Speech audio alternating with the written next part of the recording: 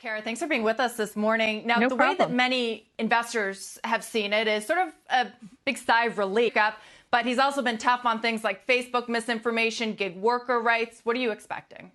I think it's a real opportunity for tech to reach out and start to make reforms that it should have made itself. I think they'll probably call for a lot of self-regulation. That said, it just depends on who the Biden administration brings in key spots like the antitrust position at the Justice Department, or who's running the FTC, stuff like that. I think that the head of commerce. I think it'll be really important who are in those positions and what that signals for tech. We're already getting some indication of this, Karen. We know that tech was a major donor to his campaign, and we're seeing him bring in some executives in the tech world. So what does that make you think?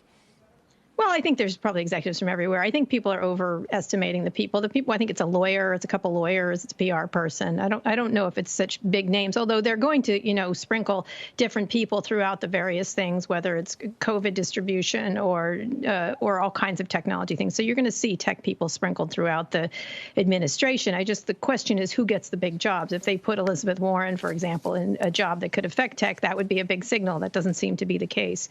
As I've said before, I think the Biden administration is sort of going to have as they have in winning this election, they're going to be a middle of the road approach.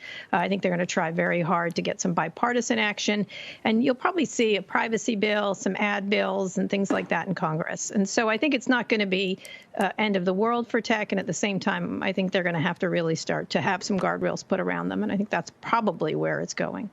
Hey, Kara, this is going to be controversial. They might come for me for saying this, but I think since Election Day, Facebook and Twitter have done a pretty decent job. When you look at the labeling of tweets, when you look at the limiting of, the spread of rhetoric that would undermine election results and the counting of votes in these groups trying to spring up, does this change at all your perception of how particularly Facebook is doing at combating misinformation and the viral spread of groups that would undermine democracy? Well, I think they've done a better job. That's certainly true. And Twitter has sort of borne the brunt of it. Today, they got attacked for using, when President Trump tweeted, "I won the election," said officially people disagree or there's differing reports on this. So Twitter's getting a lot of sort of right-wing attacks on it. But I think in general, they've done a great job. In this instance, it's pretty late in the game is, I think, the issue.